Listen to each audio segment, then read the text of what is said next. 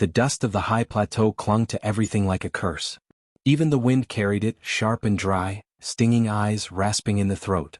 From the ridgeline, a jagged silhouette of stone and earth, the world stretched vast and merciless, desert valleys, canyons, and a horizon that seemed to go on forever. Soldiers had bled in those valleys, convoys had burned, and aircraft had spiraled down in fire. It was a place where survival itself felt unnatural, yet war had made it familiar. Hidden among the boulders, a lone figure lay prone, as silent as the rocks themselves, a rifle resting steady on her shoulder. She had been waiting for 3 days without shifting her position more than a breath at a time. Her name was whispered in fragments across war zones and intelligence briefings, though no one could pin down her origin or allegiance. To some she was a ghost, to others she was vengeance wrapped in human form. But to the soldiers who would soon become her prey she was nothing at all, until the instant the shot came. The target convoy appeared at dawn, a thin line of vehicles winding along a dirt road far below the cliffs. Through the glass of her scope she saw the heat rising from the engines, the specks of men perched in turrets, the flash of insignia painted on armored doors. At 3 kilometers, every detail was softened by distance, blurred into trembling shapes under the shimmer of heat. But her eye had long ago been trained to cut through the lie of distance, to read the smallest angle, the faintest sway. The convoy carried a man whose face had haunted photographs for months, an insurgent commander, elusive, responsible for ambushes and executions that left villages in ruin. Armies had searched for him, drones had scanned valleys for his signal, but he slipped away again and again. Now he was here, inside a lead vehicle with a roof hatch open, half his body exposed as he barked orders to his men. He believed the cliffs above him were safe. He believed no shot could reach him here. And for any ordinary rifle, that belief would have been true. But the woman who lay hidden on the ridge was not ordinary, and the weapon in her hands was no standard issue. Her rifle was a precision tool, long-barreled, heavy, chambered in a caliber so powerful that few dared fire it without extensive training. She had assembled it herself, part by part, across years of war, scavenging, trading, stealing. The scope was not fresh from a factory but scarred from campaigns long past, tuned by her own hands, adjusted to the whisper of wind and the pulse of her own heartbeat. Every soldier in the world knew that 3 kilometers was beyond the reasonable limit of human shooting. Bullets tumbled, wind shredded trajectories, earth rotated beneath the sky. But she had trained herself for the impossible, not just with mathematics and tables, but with endless hours of breathing in barren hills, learning how air shifted at dawn and how mirages bent light at midday. To her the shot was not a gamble. It was inevitability. All that was required was stillness, patience, and a heart emptied of everything but focus. The wind carried across the ridge in long, uneven sighs. She felt it on her cheek, measured it in the quiver of grass, the flick of dust across stone. Through her scope, she watched the commander lean forward to speak into a radio handset, his jaw tight, his voice lost in distance but alive in his gestures. She had already calculated the distance, 3,000 meters and 7. She had already accounted for the spin of the earth, for the subtle arc that a bullet would carve through thinning air. She exhaled slowly, fingers curled around the trigger, and the world narrowed until it contained only her and him, hunter and hunted across an ocean of silence. Her mind did not hold rage or loyalty or even memory in that instant. There was only the rhythm of her breath and the stillness between beats of her heart. She squeezed.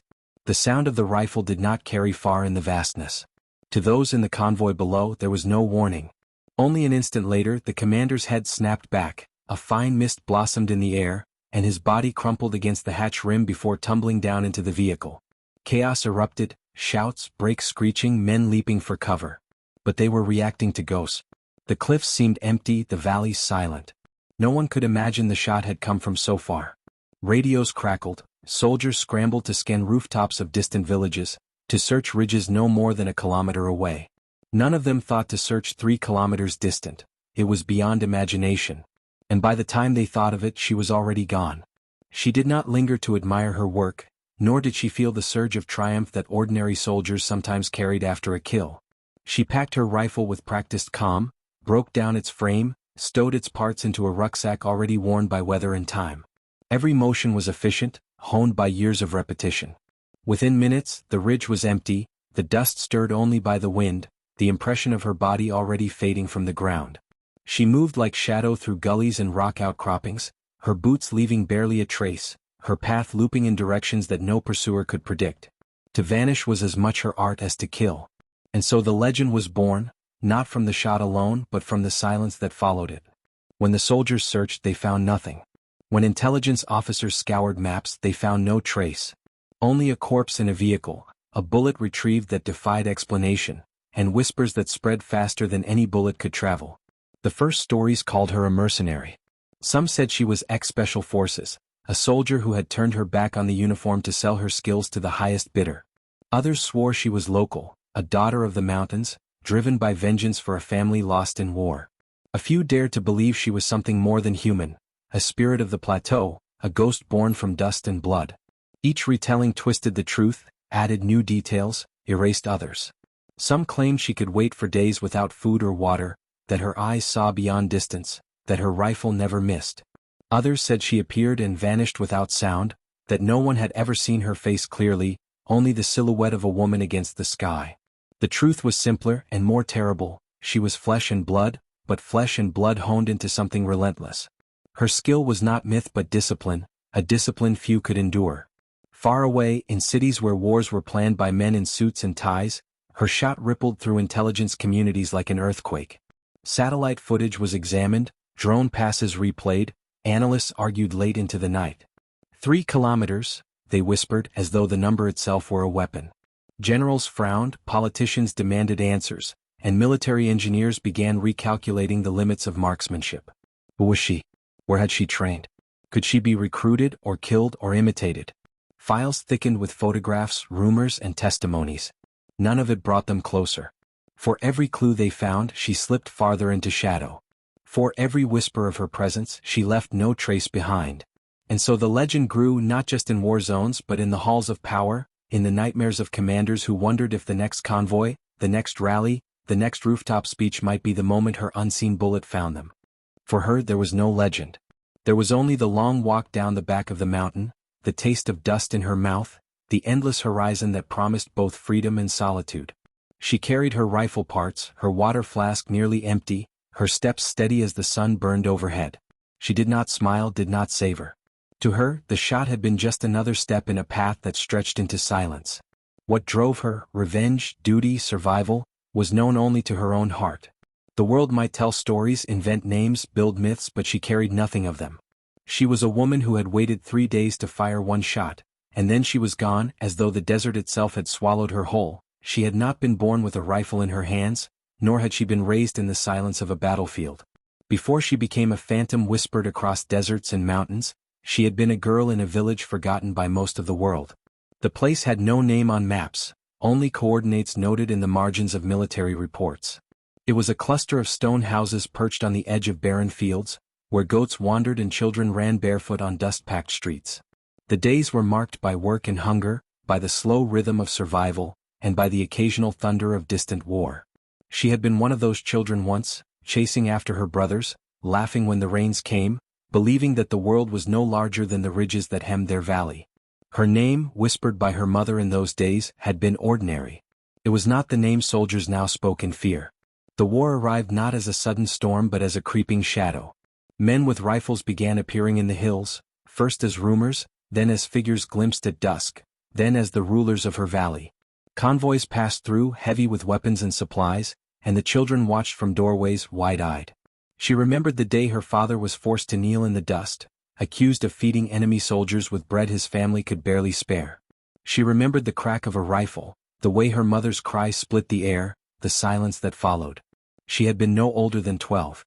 In that silence, something inside her hardened, as though the dust itself had settled into her heart and turned it to stone. When the war swallowed her family, she did not weep for long. She learned instead to hide, to watch, to listen. Grief was a luxury the valley no longer allowed. It was her brother who first placed a rifle in her hands. He was older, 16, reckless, burning with fury at the men who had killed their father. He scavenged a battered old weapon from a battlefield wreckage, wood splintered, barrel rusting, sights misaligned. To him it was enough. He took her out to the hills and taught her the basics: how to hold her breath, how to squeeze instead of jerk, how to feel the weight of the trigger. The first shots bruised her shoulder, stung her cheek with recoil, but she did not flinch. She fired again and again, teeth clenched, jaw set. There was no joy in it, no thrill, only necessity. Her brother believed they could fight back together, 2 orphans against the tide. But the tide was cruel. He was gone within a year, dragged into an ambush, his body left unburied in a ditch. She buried her grief with him, but she kept the rifle. And with it she kept his lessons, sharpening them like a blade. As the years passed, she became part of the mountains themselves. She learned how to move unseen, how to listen to the silence of the wind, how to read the language of dust and shadow. She scavenged ammunition where she could, learned to repair parts with whatever scraps she found, studied every rifle that crossed her path. Men laughed when they first saw her carrying a weapon almost as long as she was tall. They did not laugh once she fired. A single shot, precise, unhesitating, again and again she proved herself in a world that dismissed her. Commanders began to notice. Fighters began to whisper. She never attached herself to a flag or a cause, never wore an armband or insignia. She fought when she chose, for reasons only she knew, and when she was done, she slipped away before anyone could claim her. That refusal to belong to anyone made her dangerous, and it made her legend grow. Her greatest teacher was solitude. While men argued in tents and scribbled maps in the dirt, she lay alone on ridges, practicing. She set stones at impossible distances and waited for the light to change, for the wind to shift, and then fired. She studied not only the path of bullets but the rhythm of her own body, the way her pulse shook her sight, the way hunger dulled her focus, the way exhaustion blurred her hands. She trained herself to master all of it, to reduce herself to a single line of stillness in a chaotic world. Hours would pass with her cheek pressed against a stock, her eye burning from the scope, her body screaming for movement, and she would not move. She made patience her ally, silence her shield. In time, the distance that broke other marksmen became her comfort. Where others faltered, she thrived. Weapons changed in her hands. The battered rifle of her brother gave way to scavenged sniper rifles abandoned by retreating armies, then to custom builds she pieced together with stolen parts. She learned to strip them blindfolded, to clean them with oil she bartered for in villages, to modify their stocks with her own carving knife. She learned the mathematics of trajectory not from books but from instinct, intuition refined through trial and error. A stone struck at 1,500 meters. A tin can split at 2,000. By the time she attempted her first shot past 2,500 meters, she no longer doubted she could do it. Doubt was for others. For her, there was only the wind, the breath, the pull of the trigger. Her reputation spread faster than she could stop it. Fighters told stories around campfires, villagers whispered tales to passing travelers, soldiers swore they had seen her silhouette in the distance. But the stories were never the same. Some said she was a woman with hair like fire. Others said she covered her face with a scarf and her eyes glowed like glass in the night. Some insisted she was not one woman but many, an entire network of female assassins spread across the mountains. In truth, she rarely revealed her face and she gave her real name to no one. The myths served her well. The more the stories tangled, the harder it became for anyone to trace her. Governments issued orders to capture her, commanders set traps in valleys, but each time she was gone before the jaws could close. She had become too patient, too cautious, too invisible. The turning point came when she discovered just how far her reach could extend. She had been lying on a ridgeline, an old scope fixed to a rifle she had modified with her own hands, when she spotted a patrol nearly 3 kilometers below. For hours she studied them, calculated, adjusted. She told herself it was impossible, that no bullet could reach so far and strike true. But when the moment came, her finger did not hesitate. The shot rang out and moments later a man fell. The distance was not supposed to allow it. The air itself was supposed to deny it. Yet she had done it. In that moment she knew she had stepped into something greater than skill alone. She had entered the realm of legend, whether she wanted to or not. And so when the day came years later, when she lined up her sights on the insurgent commander 3 kilometers away, she carried with her not only the memory of her father and brother, not only the years of dust and silence, but also the certainty that she had already tested the impossible and found it possible. She was no longer a girl from a forgotten village. She was no longer simply a fighter surviving war. She was the shadow that distance itself could not protect against. And though the world would never know her name, the shot she fired that day ensured they would never stop speaking of her. The news of the kill spread faster than the dust storm that swept the valley the following day. It began as a rumor among the convoy survivors, soldiers swearing that their commander had been killed by a shot that came from nowhere. Some insisted it had been a drone strike, others muttered about explosives hidden in the road. But when the bullet was retrieved from the commander's body, when its rifling marks were analyzed, disbelief began to turn into unease. The round belonged to no weapon issued in the region, no standard service rifle could have carried it that far. Forensic teams traced the trajectory as best they could, calculating angles, accounting for distance. Their estimates pointed not to nearby rooftops or ridges, but to a barren cliff nearly 3 kilometers away. At first, the analysts dismissed it as absurd. No human could fire that distance and hit with such precision. And yet, when they searched the cliff, they found the faint indent of a rifle's bipod pressed into the dust, the shallow print of a prone body, and the faintest shimmer of brass casings buried under stone. The impossible had happened, and denial no longer protected them from it. Within hours, the story reached the ears of intelligence officers stationed in the capital. By nightfall, the kill had been confirmed, and the commander's death was broadcast in encrypted messages that raced across military channels. 3 kilometers, one officer wrote in his report, his handwriting unsteady as though the number itself resisted ink. To the commanders reading the file, it was not simply the death of a man but the collapse of security itself. What fortress, what barricade, what wall of soldiers could protect them if death could arrive from a distance so great? Helicopter pilots grew restless, officials began canceling public appearances, and soldiers patrolling villages glanced nervously at every ridge, every hilltop, as though expecting death to peer at them from a scope they could not see. Fear spread in silence, more dangerous than any weapon, and the woman who had fired the shot remained invisible, untouchable. In the villages, the story grew into something else entirely. Around campfires, children listened wide-eyed as old men swore they had seen the silhouette of a woman on the ridgeline, her scarf whipping in the wind as she disappeared into the desert. Mothers whispered to their daughters that a protector walked among them, one who avenged the blood of innocents. Fighters told themselves she was an ally sent by fate, though none could claim her allegiance. Some even began leaving offerings on mountaintops, pieces of bread, folded cloth, flowers pressed into stones, as though she were a spirit of the plateau who demanded respect. Each telling of the story twisted it further. Some claimed the shot had traveled 4 kilometers, others swore she had fired 2 bullets at once, both finding their marks. The truth did not matter. What mattered was that she had become legend, and legends travel farther than any bullet. Governments far beyond the desert took notice. In darkened offices thousands of miles away, intelligence officials studied satellite images of the valley, tracing heat signatures, comparing the shadows of ridges. The shot was discussed in hushed voices, not as a story of war but as a problem of national security. If one woman could kill from 3 kilometers, who might she target next? A president at a podium? A general inspecting troops? An ambassador walking to a convoy? The possibilities unsettled them more than the reality. Military engineers drafted papers on extended-range ballistics, proposing new rifles, new optics, new countermeasures. Analysts scoured records, seeking her identity in fragments. Reports of a girl with a rifle years ago, whispers of a fighter who vanished after battles, testimonies from captured soldiers who spoke of a faceless sniper haunting the ridges. Every lead dissolved into shadows. She was always there and then gone. The men who had commanded the dead insurgents swore vengeance. They launched raids into villages, interrogated locals, burned houses in search of information. But fear protected her better than walls. No one betrayed her. Some did not know her at all. Others, who had glimpsed her once from a distance, chose silence. The more the commanders threatened, the deeper her myth rooted itself. For every village they punished, another village whispered her name with reverence. Their fury only fed her legend, making her into a symbol of defiance. Soldiers tasked with hunting her began to dread the mission, for they knew she could watch them from miles away, her finger poised, her patience infinite.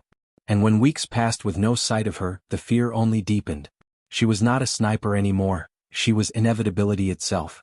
She moved constantly during those days, never sleeping twice in the same place. She traveled through canyons and dry riverbeds, through abandoned ruins where only bats roost in the rafters. Her rifle remained dismantled in her pack, hidden from eyes and satellites alike. She carried little, a flask, dried bread, ammunition carefully wrapped in cloth. Solitude was her armor. She heard the rumors about herself from the lips of villagers, though she never corrected them. Once, a boy no older than she had been when her father was killed offered her an apple, whispering that his father said she was the spirit who kills tyrants.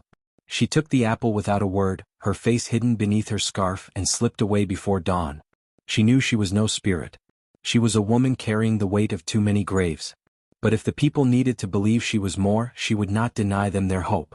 The world beyond the mountains began to weave her into its own stories. Newspapers hinted at her existence without naming her, headlines calling her the ghost sniper, or the woman of 3 kilometers. Military forums speculated endlessly, measuring wind patterns, bullet speeds, Earth's rotation, as if mathematics could explain the persistence of will. Television panels debated whether she was real or propaganda, some scoffing, others insisting she had redefined the very concept of warfare. Each debate, each article, each whispered rumor only made her legend stronger. And through it all, she remained silent, watching from shadows, moving from place to place as though she belonged to no one and nothing. For her, the aftermath was not glory but burden.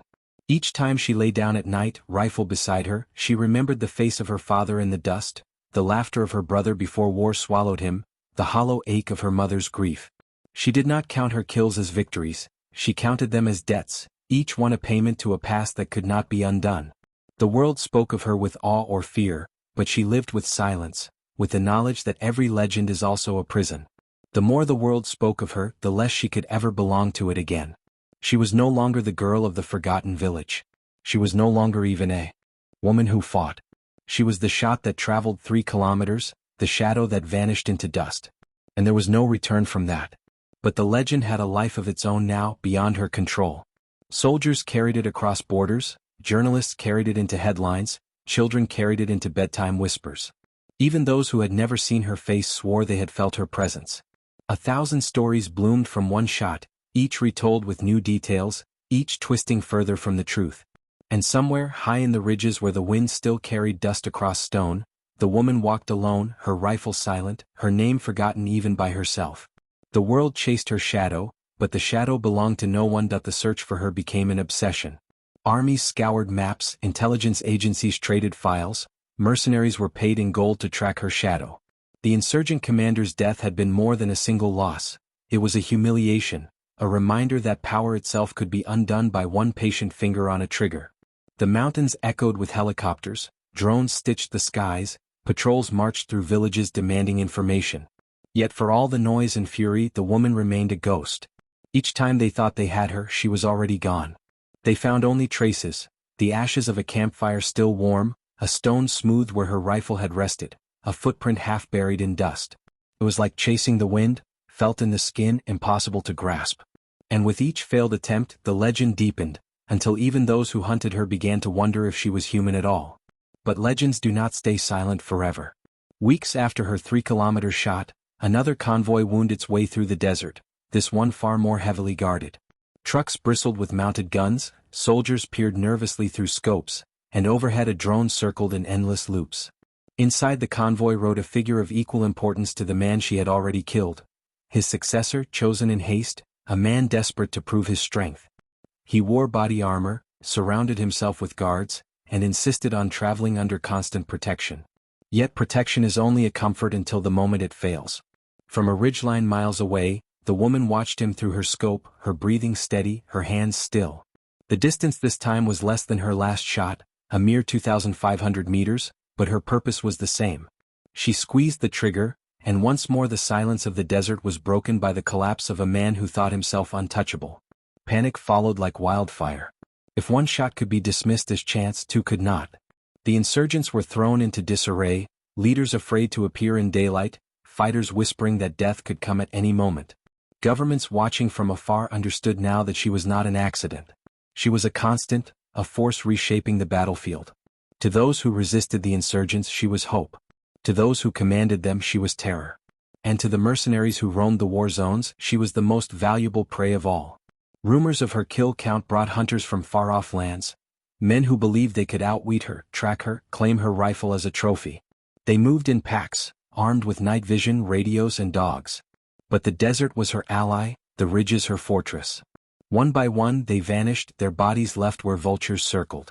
None ever returned with proof they had even seen her. The woman herself lived no differently than before. Her life remained one of silence and patience. She never celebrated her kills, never marked them in tally or journal.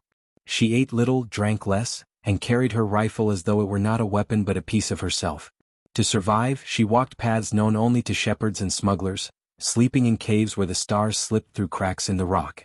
Sometimes, when she passed villages at night, she heard whispers, children daring each other to say her name, women leaving food at their doors in hopes she might take it. She did not want their offerings, but hunger forced her to accept. Once, she found a small loaf of bread with a note wrapped around it, written in a child's clumsy hand, "For the woman of the mountains. Protect us." She read it in silence, then burned it in her fire, letting the smoke curl into the night. She could not be protector or savior. She was only a weapon, and weapons left ruin in their wake. Yet even a ghost can feel hunted. She sensed the tightening net around her, the drones circling longer, the patrols drawing closer. She adapted as she always had. She moved farther into the high ranges, where even vehicles struggled to climb, where the air thinned and the nights froze. It was in those mountains that she faced her most dangerous pursuit. A team of mercenaries hired by the highest bidder had tracked her to a valley where caves pocked the cliffs. They carried advanced rifles, heat sensors, and supplies enough to last weeks. For the first time she felt the edge of real danger pressing close. But where they had numbers she had patience. She waited, still as stone, while they searched. When they lit fires she marked their position. When they moved she followed silently from above. One by one, across days she cut them down with shots so precise that the survivors began to panic, firing into shadows, shouting into empty air. By the time the last man fled down the valley, his gear abandoned, his voice hoarse with terror, she had proven again that numbers and technology could not outlast a single steady will. The mercenary's body was found weeks later, frozen in a crevice, eyes wide open as though he had died, still looking for her in the darkness. The failed hunt only fed the myth. Reports circulated in military channels, each one laced with disbelief.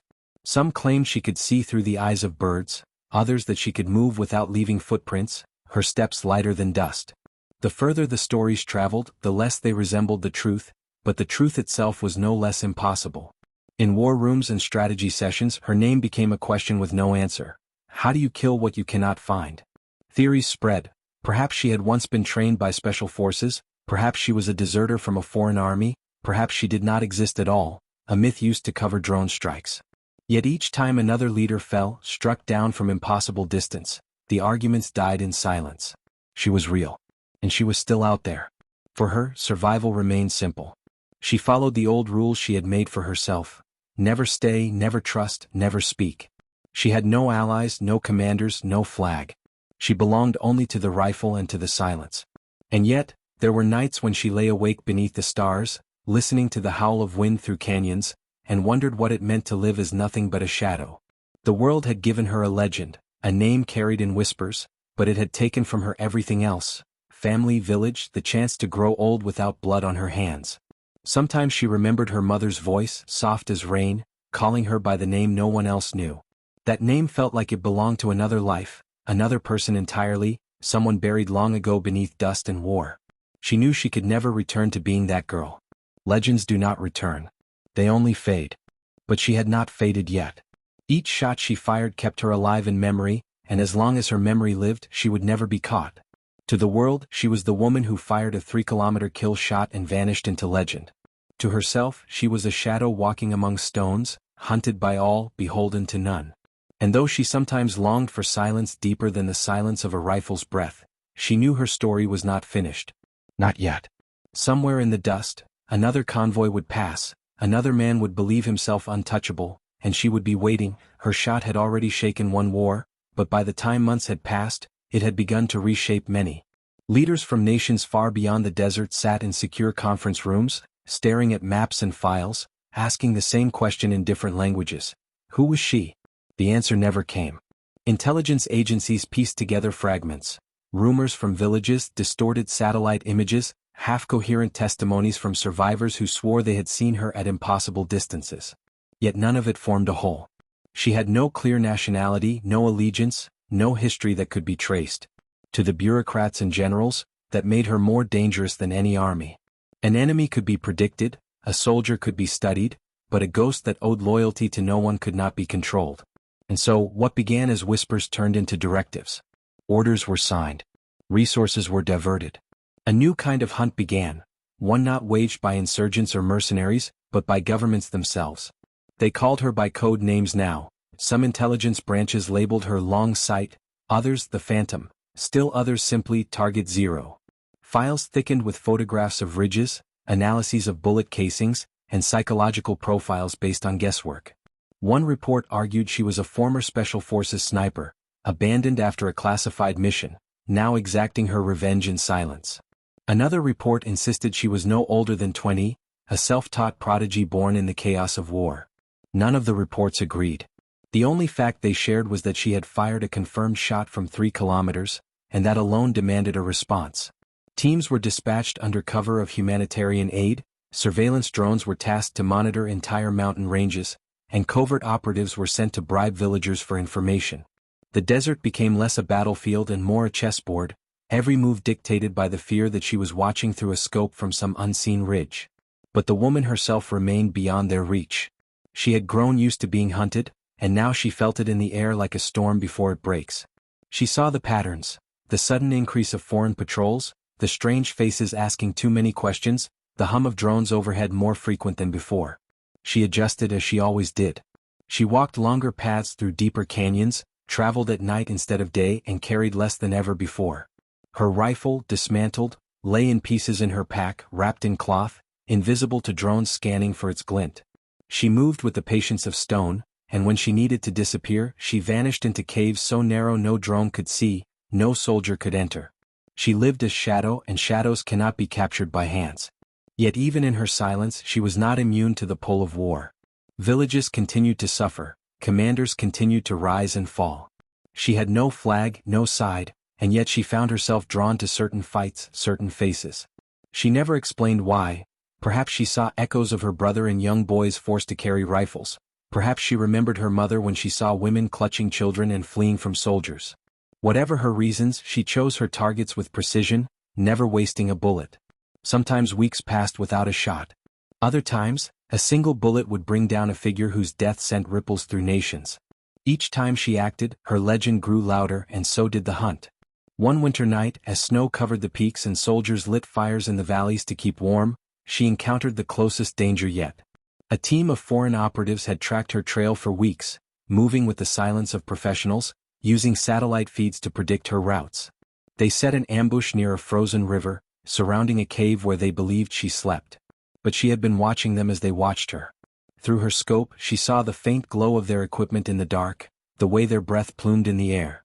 She waited until they were closest, then fired a single shot into the snow between them. It was not meant to kill but to warn. In that instant, panic rippled through the operatives, shouts, scrambling, a sudden break in their discipline. By the time they regrouped, the cave was empty.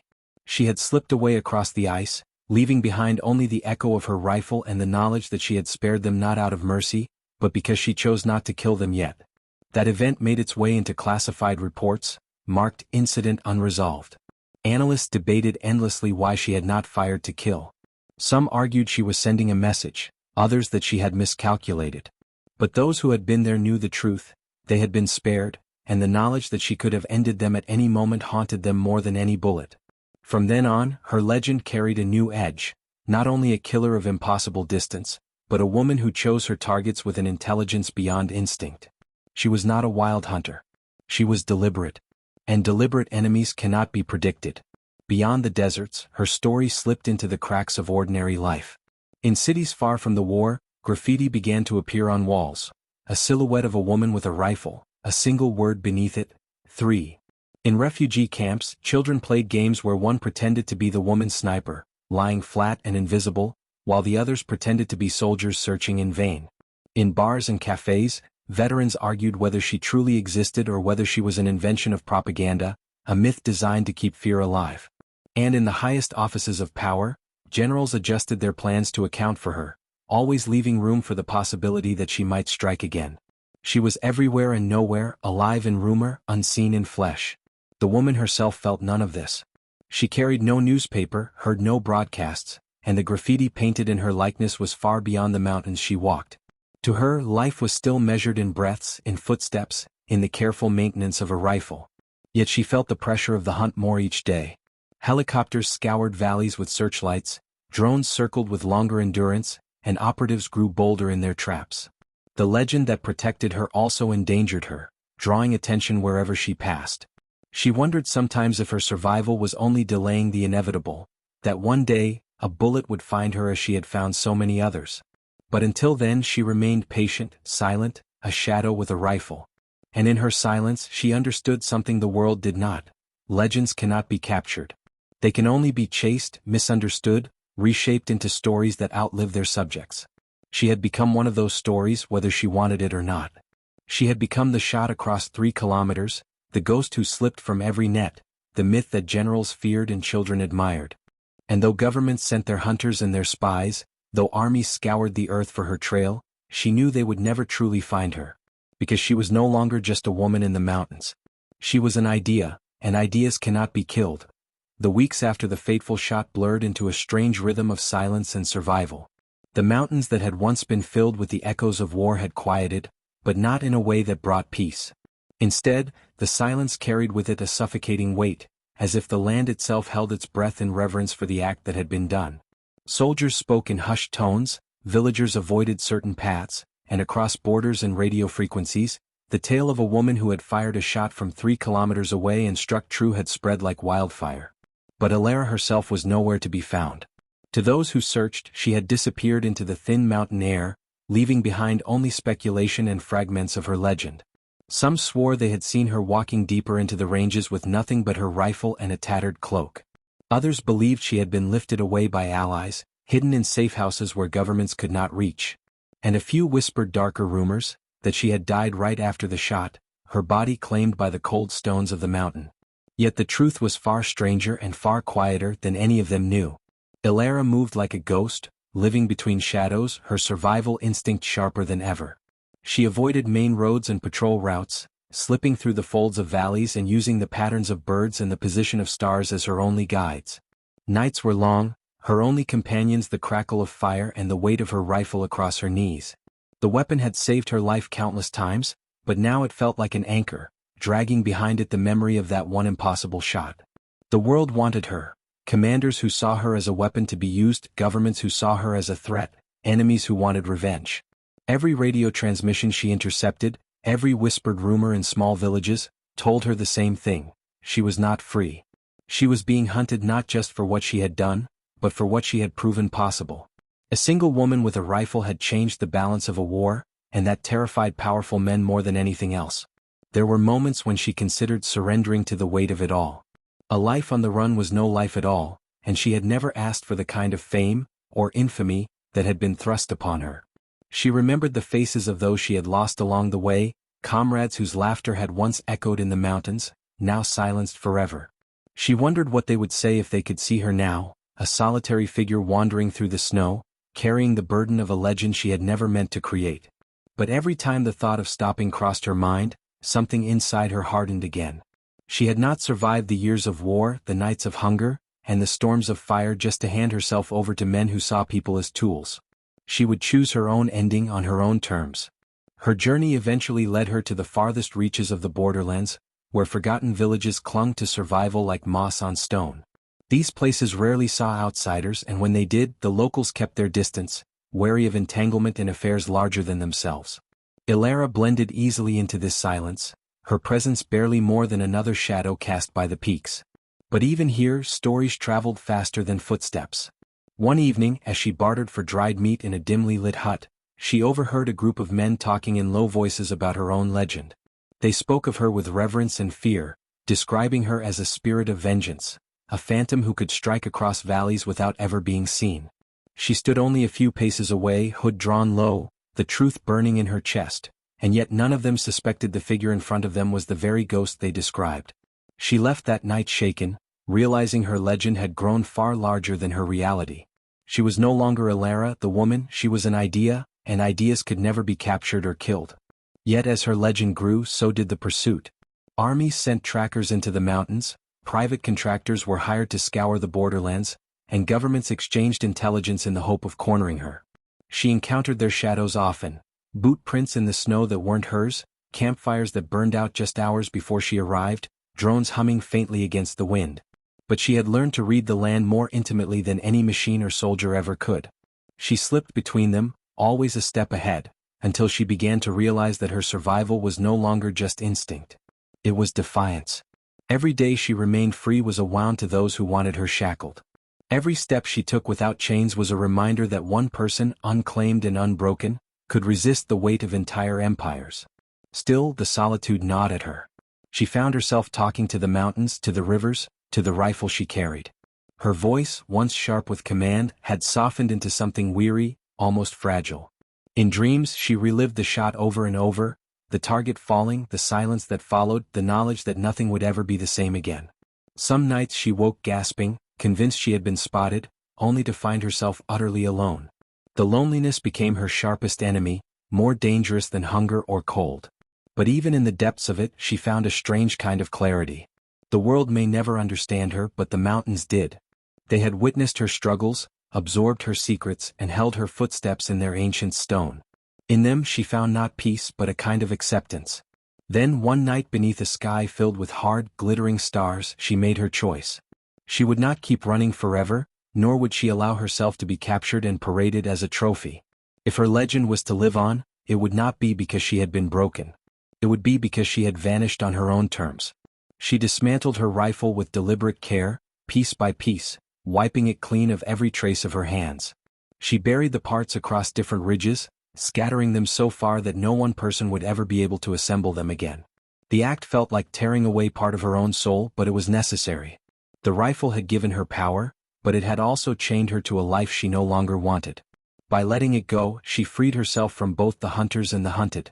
The next morning, when the first light of dawn touched the peaks, Hilara walked into the mountains without her weapon, without her past. Villagers who passed through weeks later spoke of seeing a solitary figure vanish into the mist, her silhouette dissolving against the ridges until she was no longer visible. Some claimed she had crossed the border and begun a new life under another name, blending into the anonymity of crowded cities. Others believed she had chosen to remain in the wilderness, becoming one with the land itself, untouchable by armies or states. And still others swore she had simply walked into the sky, the mountains carrying her away as one of their own. None of them knew the truth, and perhaps that was the point. Legends are never bound by facts, they grow because of the unknown.